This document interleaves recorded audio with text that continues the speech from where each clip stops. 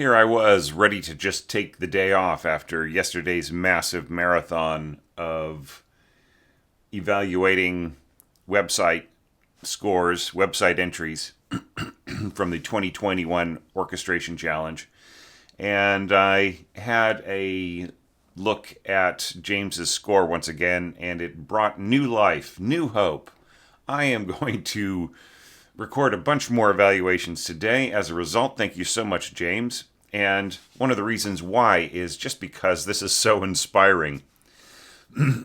It's so exciting to see this little band as you've scored it, and the mock-up is great. It really sounds realistic. I would actually, I would say that if you have access to players like this, you should score out the rest of the piece and see if they'll do it, because this is just ingenious. It's a situation where there isn't a whole lot for me to say, like don't do this, do that instead, and so on. I don't have a lot of recommendations, good or bad. Do you know what I'm saying? Except just to say that like a lot of what you're doing works really, really well. There's sort of no need to overdo it. But we got like our B flat trumpet and our clarinet. And that's all. It's like the placement of the different elements is so nice. I'm actually going to apply, just for fun, I'm going to apply the evaluation criteria to it, just to see how well it works, which I feel is just terrifically well. Okay, sorry, just rearranging things on my desk again.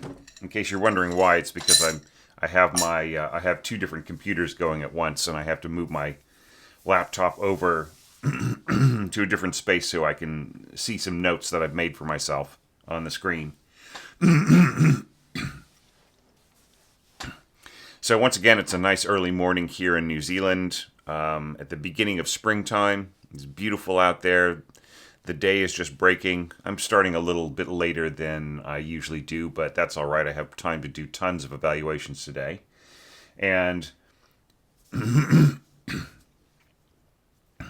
we come to this first question of the website entry evaluations, the criteria, and that is like, is the pitch weight in the middle of the pitch weight being in the middle register of the piano? What does that do? Is it is it something that's too limiting in terms of the scope of orchestration? Well, in this case, we don't have to worry about that so much, because this is like this is a band, so like the scope is already a bit limited. But what you can see here is that James withheld bass, right? If we skip ahead to the to the next screen here, we can see that the bass doesn't really enter until right here. Now, I would say that in the context of a band like this, it would be assumed that the bass was going to be pizzicato, but I don't know, maybe look into that. But I think it would be default pizzicato, but bowed would be like the extra thing to ask.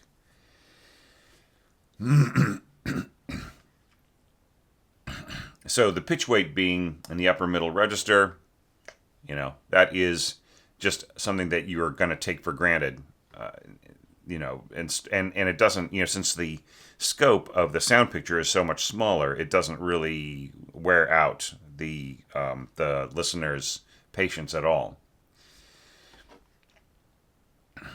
Then, of course, there's the further question of thematic material repeating. Does that sound repetitive? It doesn't really in this context, as you can see, because the once again, with that smaller scope of sound, the focus might actually just be on the dancers, right? This is something that another one of our members, Eddie Gonzalez, pointed out. He was saying, well, if things are too different, it might distract from the dancing. And I would say, in terms of a band score like this, that is very true, right? So if any changes that you made to this would be something that would have to build on what you've done already, right? Whether it was like the clarinet playing an octave higher, or maybe the guitar chords being more rhythmic.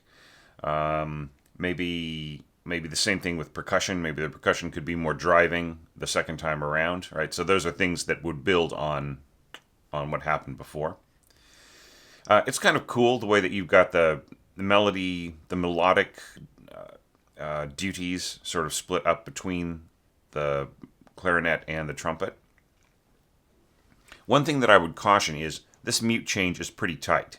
Now, yes, a trumpet player is really, not using their left hand for anything except for inserting and extracting the mute. So it's not like it's impossible or anything like that. It's just tight, right? So you've got your straight mute sitting in there, and then they'll sort of pull it out and then play this little bit, and they'll stick it back in. And so, if everything goes right, then that's fine, right? And everything probably will go right. But what if it doesn't, right?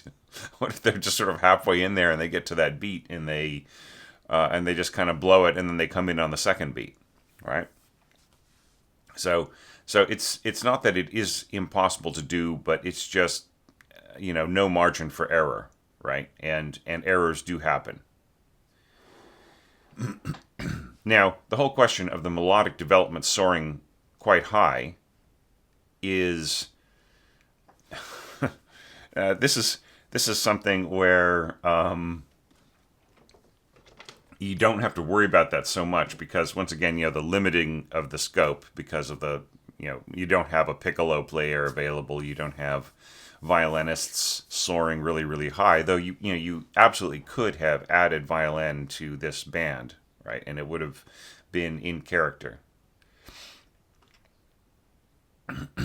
So everything is kind of down an octave, in other words, right? And even down yet another octave, right? So here you're dropping down an octave and then playing on top of it. Now, it sounds seamless, doesn't it, to everybody out there who listened to the mock-up. Even though there was a drop of an octave on the overlapping. And why is this? Because James has either accidentally or very cunningly used the natural qualities of the trumpet's overtones as a strength, right? So clarinet and trumpet kind of have different overtones from one another, but the fundamental, right, is definitely going to be strong right in here. And so the trumpet is basically coming in, and its overtone is filling in where the fundamental was before in the clarinet part. So that's why it feels seamless, even though it is a drop of an octave. But it's just something that doesn't occur to you that much psychologically, right? Just because of just manipulating that thing. And that opens up a much deeper question about pushing trumpet really high all the time, right? So you end up getting, you're realizing those higher pitches, and you're pushing the trumpet player, and it's very exciting, and it's extremely dynamic and everything. But is it? After a while, it just gets to be tiring for the player, for the listener, for the whole scope, the proportions of your work. Sometimes a trumpet is just fine when it's playing in its first octave or first octave and a half, right? So just consider that lesson that we're seeing here from this seamless, but like imagine like what are the alternatives? Is that this would be an octave higher, and the trumpet player would be racing up to this B, and it wouldn't be a smooth trade-off, right? Once the trumpet player got to this point, it would be so much louder than the clarinet that it wouldn't be a smooth trade-off, right? It just like you would suddenly hear a drop in the intensity of the timbre. Forget about the fact that we have different, we kind of have different markings here. So it would just be natural for the trumpet to be softer anyways in its lower register. But if you have this clarinet sort of blasting away at fortissimo, and then the trumpet coming in here and playing mezzo forte, it works way better than pushing the trumpet player way up there and kind of filling up this bar with very much more loud and much more intense kinds of sounds. Now, I think here you could probably drop to forte, just fortissimo, bum bum bum bum bum bum bum bum, bum. And then here just forte, ba, ba, ba, ba, da, da, da, da, and it would still be a smooth trade-off with the mezzo forte trumpet down here. And of course, the guitar is just masterful. It is made for this music, for Falla's music, and the accordion works great as well. And a snare drum, tambourine, they're good. So this page works fine with me. These the little scoop up to the sounding G sharp. That's all great. So next page. Now we have some more trading off between trumpet and clarinet, and I feel this is also quite strong. This time they're trading off on the same pitch, but the trumpet isn't playing like a high C or anything. So this is going to be smooth diminuendo, right? So notice diminuendo and then forte, right? So this is going to trade off at the trumpet's mezzo forte. Forte to clarinet, that's a smooth transition, and then soaring all the way up to this high written F, and that's really an effective note to just sort of hit the listener with.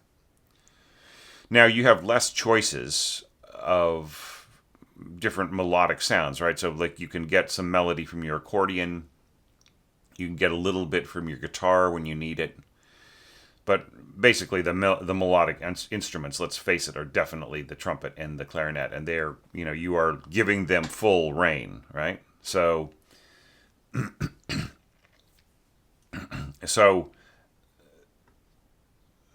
the point of it is that you cannot have like trading off as much as you might think. It would end up kind of sounding like what would be a word for it would be shticky, right?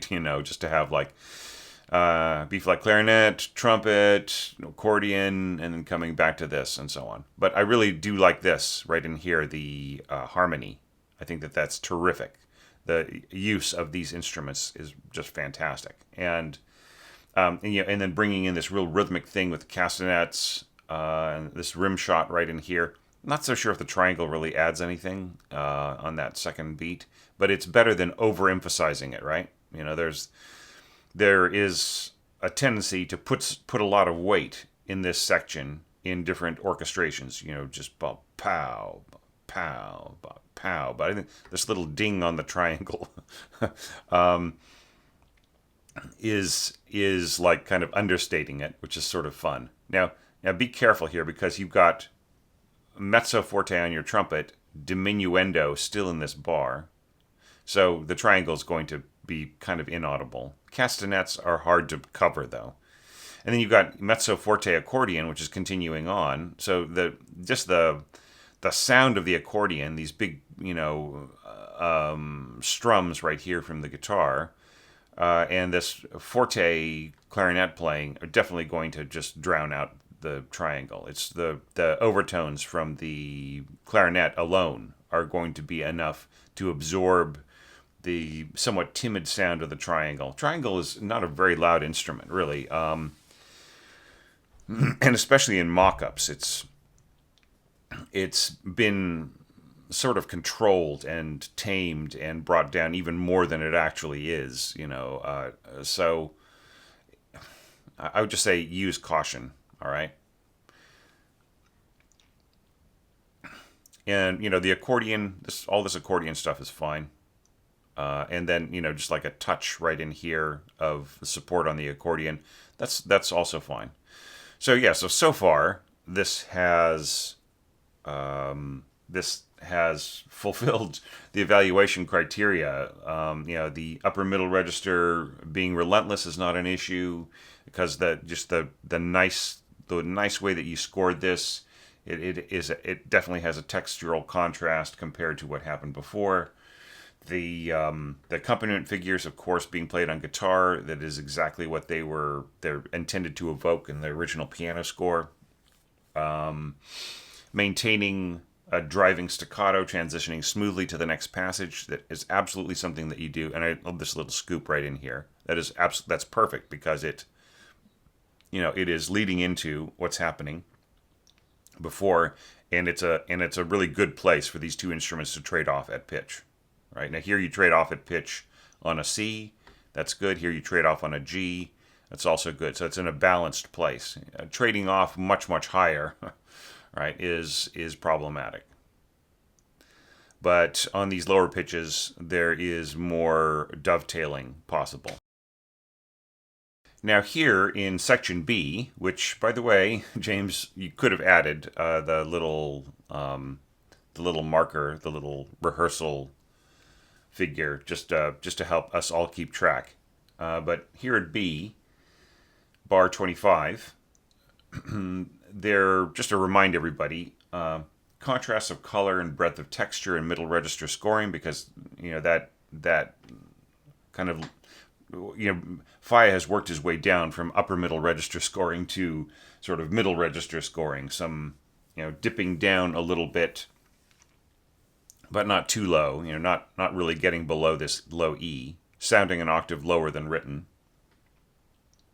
But at first, not getting quite that low, and in fact, dipping down is like it still doesn't take away from the general weight of things being set a little bit higher.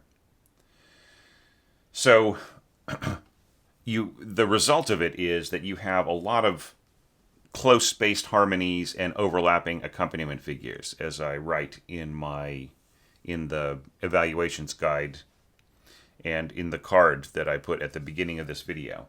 So highlighting the inner voices becomes paramount. Like you'd really want things to be independent of one another. And here's where it gets, I would say, treacherous. Would probably be the hardest thing to deal with. And yet, setting it in a band context gives you the chance to just really narrow in on certain strengths, and just very easily kind of balance one to the other if you know what you're doing, right?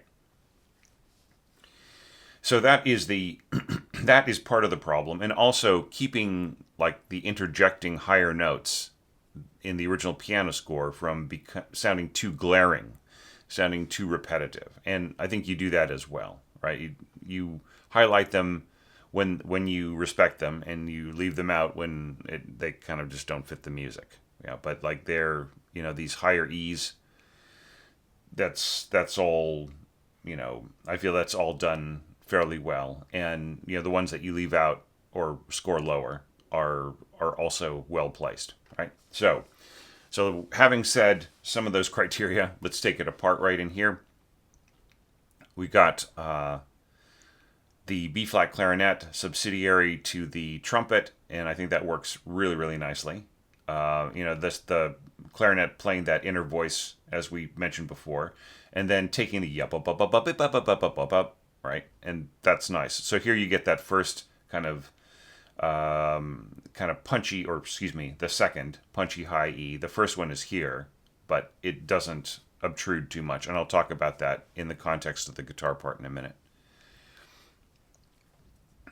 And then, then we proceed with the melody, that real stomping lower statement, ba ba ba ba ba ba ba ba, in back to trumpet in its lower register, which is nice. It's a contrast, right, down a sixth from the first statement, and that allows the orchestration around it, or the arranging around it, to be nice and intense. And of course, the clarinet once again is the perfect partner for that. And then responding as well with a kind of an echo of what happened before, even lower, that is also really, really nice. And that sets up these triplets. So let's just treat that as a separate section, which it kind of is, with its own concerns. And then go back, the percussion, just a little touch of wood block, tambourine, snare drum, the rim shot here, a choke on the splash cymbal. That's all really nicely done. Just really bringing out and emphasizing different little parts, little beats and aspects, and supporting with the rhythm right here. That's fine. The one critique that I would make right in here is kind of the lack of a pacing, like a general pacing percussionist, as you would see in like kind of standard band like this. You might have more of a role of the drummer in general, just to kind of like to sort of keep the beat going or the excitement going. I'm not saying that you have to add that in this context, but to be truer to the genre that you are quoting with this kind of arrangement, right? It might be worth studying to see like how they keep certain things going. It can even be like just brush strokes on a snare drum or on like a lower tom. And then of course, like, we got the accordion and some guitar pitches, and the bass, of course, sort of playing that, interpreting that kind of leaping figuration in the left hand. And then this leap up here, that's really nicely realized. It really shows that the elements that are in the Falla score, the piano score, really are borrowed from folk elements that come from bands like this, right? So they're very adaptable. Back, sort of retconning it, like kind of going back to the original with Falla's reinterpretation of it for piano. And of course, this is nice and stompy right in here. And like if you had a singer in your band, this is where they would be clapping and stomping, perhaps. So I feel that's all pretty well done. So now we're getting to this next part, and here you got what is a fairly simple thing to play on a standard bass, right? So 4-string bass. Don't worry about especially in the context of a band, don't worry about things like C extensions and C strings and so on and so forth. So the lowest open tuned string is going to be this E anyway. So it's very, very simple to play these pitches higher up on the bass and then just reach over and pluck that E below, right? So that this all works really, really great. And is very easy to play. Now, not so easy to play the next screen, which we'll take a look at. But that doesn't mean that it's impossible.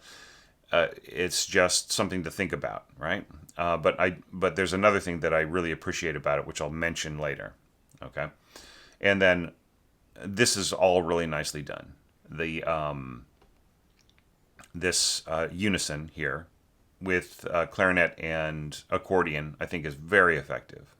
And then just simple guitar, and once again, it just really is a guitar part, isn't it? Those triplets in the middle, and they're positioned perfectly for that kind of middle register guitar scoring that has a lot of guts to it.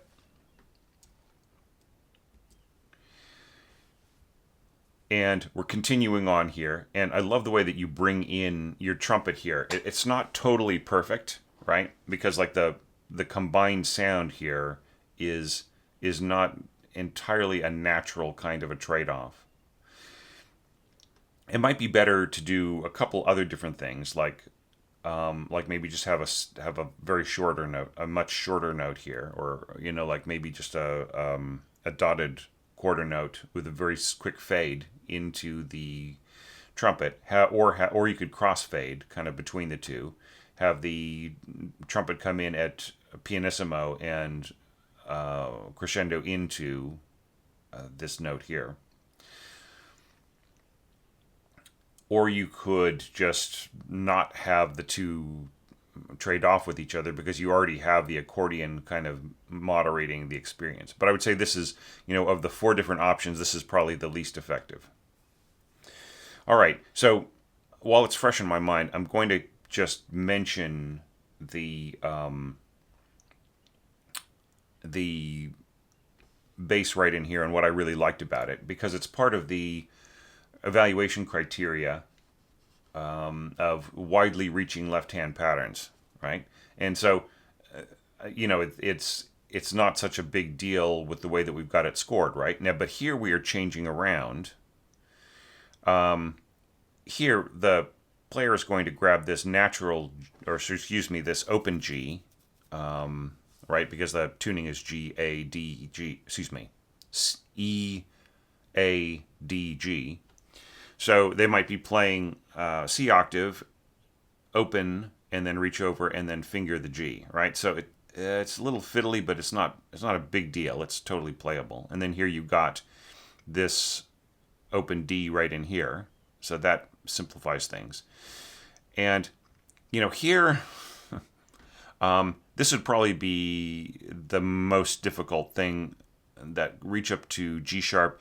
And it's not so much that it's really hard to play. It's just it's not the most natural kind of thing, right? But it's doable, and it's nothing that any pro bassist would really complain about. But like for a more casual bass player, it's kind of annoying, right? And then this is all done well. But what I like about it is the fact that you don't get stuck,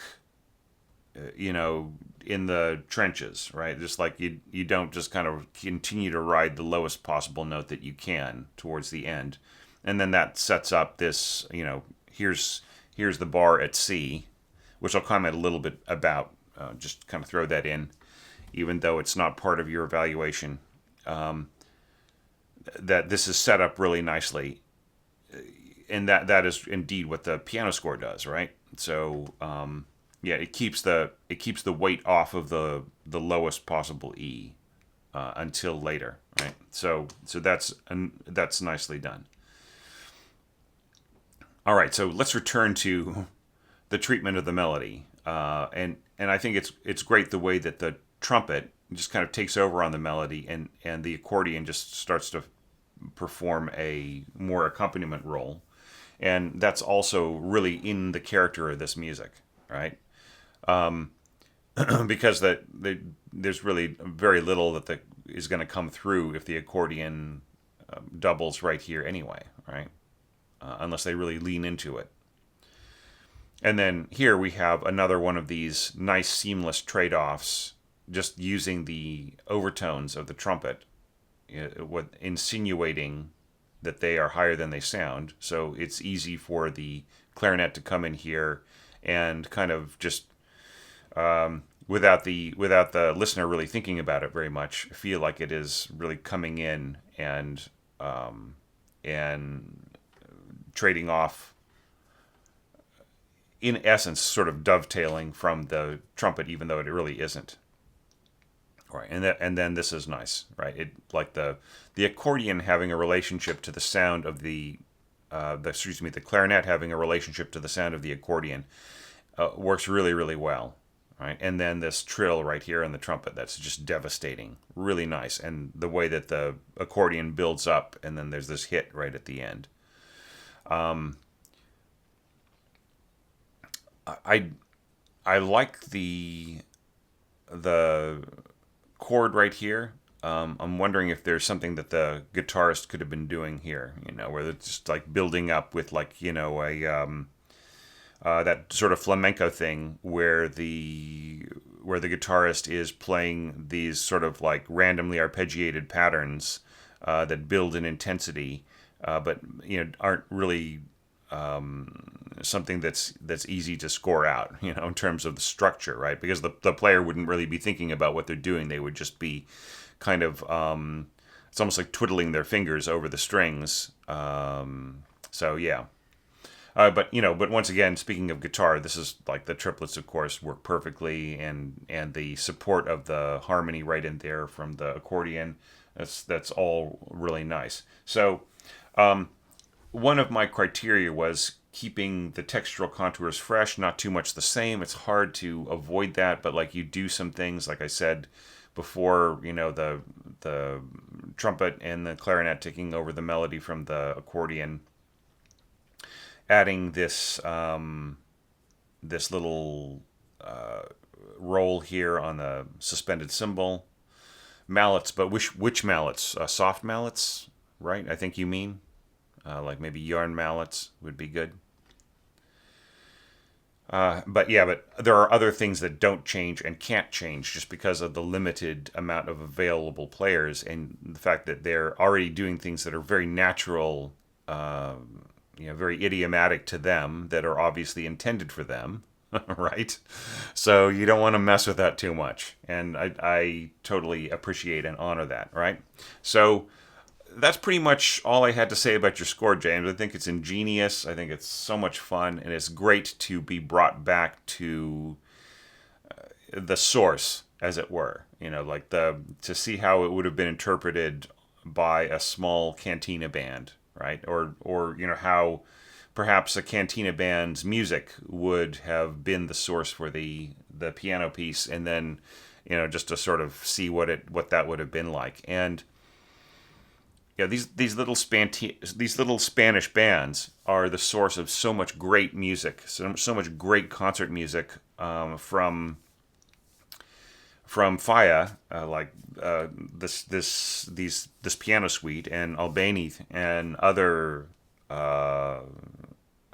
Spanish composers, all the way back to Scarlatti. If you listen to Scarlatti's harpsichord sonatas, on harpsichord, not on piano, you just really feel the energy and the drive of the folk music of that time, which Scarlatti basically immortalized, right? You could say in some ways he kind of just borrowed from it or appropriated it, but it's more that he celebrated it. He was, for a concert composer of that day, teaching, his job during the time that he turned out most of his 555 harpsichord sonatas. His job was really to teach the princess of the Asturias and then the Queen of Spain later on. He just basically taught her harpsichord and composed pieces for her and for demonstration and display and so on. And a lot of that music was celebrating his newfound home of Spain, which he was originally from Italy. And there is so much of that cantina music in his later works, and just so much like sort of driving and celebratory and emotional, and it all comes through on harpsichord really beautifully. So I would say, like, if you're interested in this kind of like the source and how it's interpreted through concert music, there are lots of really great examples going back a couple of centuries. And it just brings appreciation more, when you go back to and you hear like some flamenco performers or some other music in its original folk context from Spain, just how potent it is, and how much we should respect it and the original performers and composers of this music.